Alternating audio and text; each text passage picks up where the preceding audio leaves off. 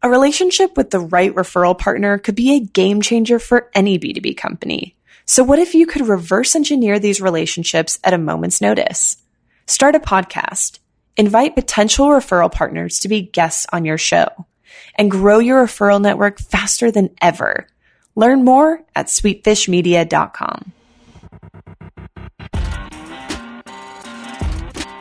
You're listening to the B2B Growth Show, a podcast dedicated to helping B2B executives achieve explosive growth. Whether you're looking for techniques and strategies or tools and resources, you've come to the right place. I'm James Carberry. And I'm Jonathan Green. Let's get into the show. Welcome back to the B2B Growth Show. We are here today with Adam Vazquez. He's the co-founder at Strafire Media. He's also the host of the Startup Show. Adam, how you doing today? What's up, guys? Thanks for having me. Excited to be here with you guys. Thank you, Adam. So we're going to be talking about the power of ask today, ASK, for those listening that thought I just cussed. But before we get into that, Adam, I'd love for you to tell us a little bit about Strafire Media and your podcast, the Startup Show. Yeah, that K makes all the difference. Glad you got that in there. Yeah, so Strafire Media, we are a B2B marketing company. We work primarily with B2B organizations in creating digital content, whether that's video, websites, really whatever it is for that particular client. We don't do podcasts, so I'll leave that to you, James. But we work with a number of companies across manufacturing, distribution, tech, et cetera, and just try to figure out how to get their customers further up the funnel and create new business for them. And then the Startup Show is kind of a marketing device and a tool borrowing from you guys' playbook that we've developed over the past 6 to 8 months or so. And it's a weekly, podcast in which we sit down with starters, entrepreneurs, politicians, really anyone who has started and grown something to some scale, and just ask them questions about their journey in doing so. I love it. So Adam, we're going to be focusing on the power of ask today, but like you had mentioned offline, you said it's a little bit misleading because the first thing that you wanted to talk about was the importance of actually giving first before you ask for anything. This is something I'm super passionate about, but can you expand on that idea for us? Yeah, I think when we initially talked, the power of ask was something that just popped into my head. But as I was thinking through, some talking points for today, it just sort of dawned on me that every time I have made an ask or have gone and conquered the fear and made a big request, it's come subsequent to giving a good amount. And I'll just use the example of how we got connected, James, and that's I had Gary Vaynerchuk on the Startup Show, and Gary is I used to work for him. He's a good guy, good mentor to me, but obviously very, very busy and not easy to nail down for a podcast, as you know. Yep. And so when it came time to ask him, hey, I'd love to have you on the show, rather than just sending him an email and saying, I've got this show and it would be great if you could come on as a guest. That was right around when he was launching his shoe with K-Swiss. Yeah. And so I had taken the time, 6 months prior to build an audience on the Startup Show to get a lot of people who are entrepreneurially minded and interested in that sort of thing listening to the show. And so I was able to say, hey, would love to have you on the show specifically because I know you're trying to sell out your shoes in 48 hours, and I can help you make a small dent in selling those shoes over that 48-hour window by giving you access to my small but very loyal podcast audience. Yeah. And so just giving that very specific value point, you know what I mean? And creating that as opposed to just asking. Yeah, I think giving is a key part to the ask. I see it all the time, man. I think I've got 2 or 3 connection requests sitting in LinkedIn right now because I wrote an article earlier this year about 27 marketing conferences that you should be attending, and I published it in my Huffington Post column.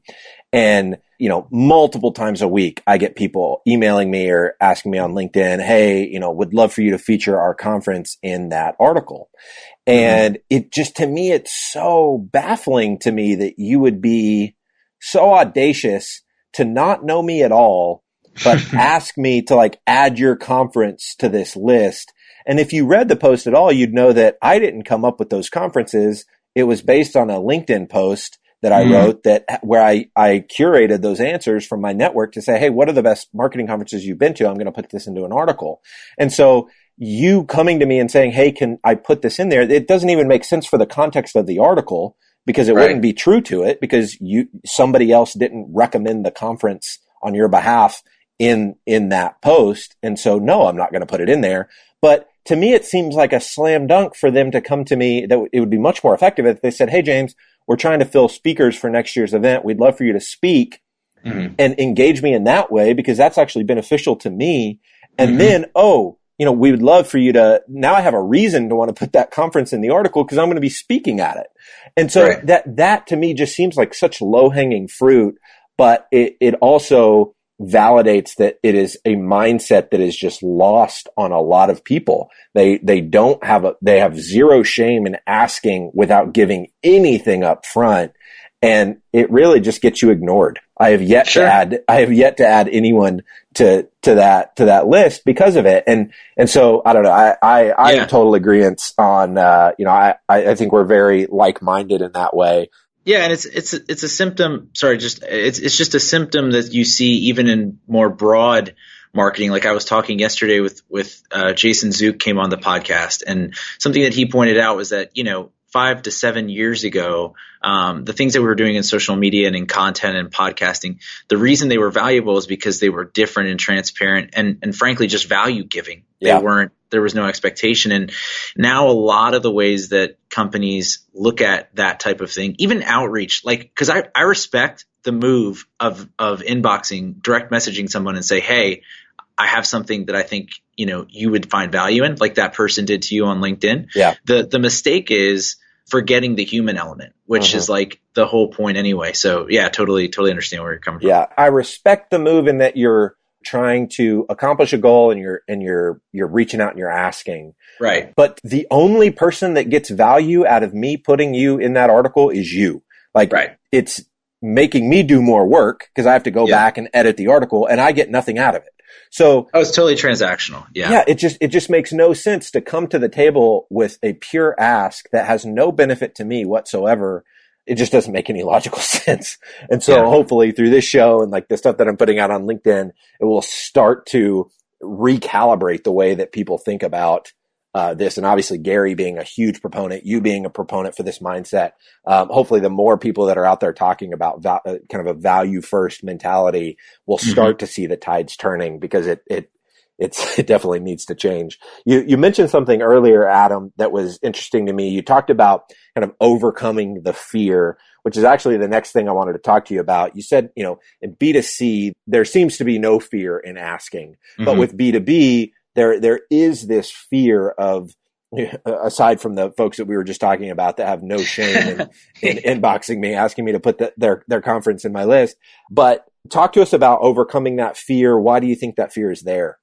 Yeah, I think it's interesting. Even in that example, the time that person didn't have fear was when they saw you as a person that could offer them value. And so they're like, okay, I'm just going to pounce on this. And yeah, I mean, there's a billion things wrong with that. Yeah. But I think on the question of overcoming fear in B2B marketing, I just think sometimes we lose sight of the fact that we're just still dealing with people. Like in B2C, it's so obvious. Okay, I'm selling this to a mother who needs diapers. And so, I can tell her, hey, our diapers are the best and give us a try and try this coupon or whatever the case might be.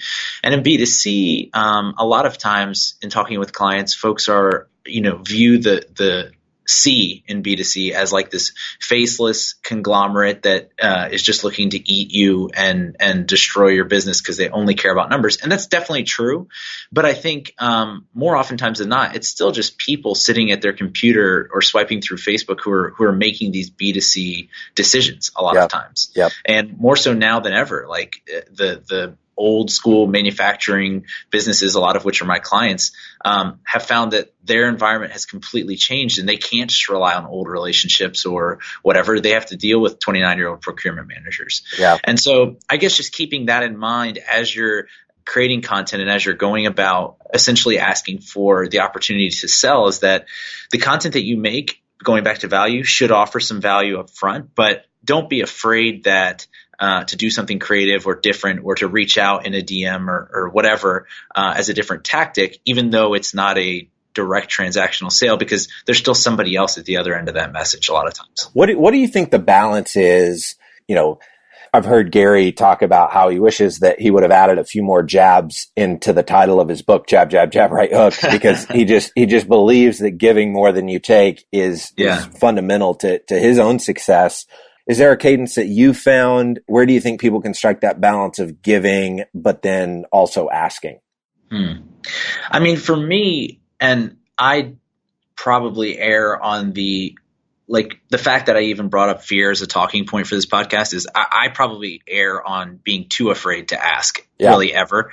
And so I'll often do things, for instance, the startup show, we created that and as a value point and as something to give our community and to build a community around without really totally understanding how it was ever going to come back to us. And, we had some ideas of who our audience is, and I know we'll talk about that in a second, but ultimately it was just like we felt like this was something we needed to do and to create, and hopefully there will be an opportunity for us to benefit as well over time. And I think I totally get people who work for big companies you can't just be altruistic and be like, yeah, I'm going to do this great thing and don't worry, boss, it's going to come back to us. Yeah. But I do think that, even in the way that we sell and in the way that we service our customers, just setting that number aside, and I don't have a cadence for you per se, but just really focusing on that human element. I've said the word human too many times this podcast, right? But I feel like it's just something that's lost and something that, as marketers and as leaders on the digital forefront, we are the ones to bring that back because we're the ones pushing digital as well. Got it. So this last thing we're going to talk about, Adam, is this idea of reverse engineering what you want. I was just talking to a young guy today at lunch, and he was like, yeah, I've heard Gary talk about reverse engineering, but what does that actually mean? From your perspective, Adam, what does it look like to reverse engineer the results that you want? Yeah, I think, reverse engineer is like a fun way to say it. I think it's really just thinking about the outcome or the business benefit prior to doing things. So there's just such an emphasis today on go do, go execute, go try, go fail. And I agree 1,000% with all of that. But I think in our effort to grow social followings and to, carve out a space of the internet or whatever for ourselves in order to create a business, we forget the business. Yeah. And so, for us, reverse engineering the startup show for our actual business looked like having conversations, creating content that, listen, the startup show is kind of a misnomer because our content, although it's relevant for startups, it's not actually mostly consumed by people who are executing in a startup environment. Most of them are working for businesses, working as marketers, working on growth teams, and are interested in the content or the culture or the ideas that come out of startups. And so listening to our podcast is helpful for them because they get to hear from entrepreneurs who have built businesses and things like that. But ultimately, the audience is our customer, at the end of the day. And so, I guess not just creating for the sake of creating. I mean, you can, and that's art and that's a hobby for a lot of us. But if it's in this idea of how can we grow, how can we use asking and giving in order to grow our businesses, just make sure you know what you're actually asking for prior to. I think that's I think that's a mistake that so many people make. A friend of mine and my business partner in another business, Stephen Mackey, I was actually interviewing him this morning, and he said, "You don't have to be popular to be profitable." And he was done 6 figures in revenue in the first 6 months of his business, and is on track to do $250,000 in the first year, which is crazy to me. But he reverse engineered exactly what he wanted to happen. He knew that he was selling a video-based character development curriculum to high school coaches and athletic directors. And so he reverse engineered and said, okay, I'm going to start a podcast called Coach 360, where I'm going to interview coaches and athletic directors on my show and build one-to-one relationships. And then I'm going to put out content on Twitter every single day that's relevant to coaches and athletic directors. Then I'm going to engage in Twitter chats that where they're involved. And so he doesn't need 100,000 followers. He's built a 6-figure business on the back of being very targeted and extremely focused on exactly who he knows can pay him money. And so the same in your case, knowing, hey, we're doing things that we know are going to put us in front of the exact type of people that can buy our thing. And that's what matters. Like the follower counts and stuff are great, but I just love that saying, you don't need to be popular to be profitable. So that's been resonating with me ever since this morning. And I think what you're saying is completely in congruence with that.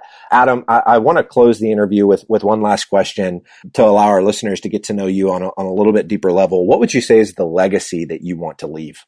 Yeah, I was really scared when I saw this one come through. It's about, I'm not going to overthink it. Yeah. I mean, if I have any legacy at all that people remember, like that's great. And I'll be super honored by it. I think that, what I'm going through right now, I'm very new to this. I'm, like we talked about earlier, 9 months in. Yeah. And so, I think legacy is something to look at down the road, but I just would love to be somebody who can, offer some guideposts to the next person who's looking to pursue the dream, whatever that is. And, I think the show is doing that in a lot of cases, and the business is doing that for some older companies that are trying to expand in the way that they think. And it's pretty cool to see people begin to achieve things that they didn't think were possible. And that's a fun thing to be a part of. I love it. Adam, if somebody listening to this wants to stay connected with you, they want to learn more about Strafire Media or the startup show, what's the best way for them to go about doing that?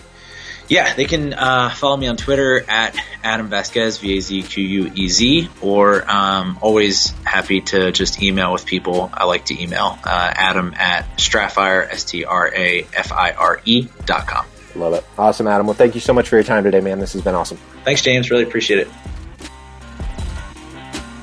If you're a B2B marketer, we want to feature you on sites like Huffington Post, Social Media Examiner, and Chief Marketer.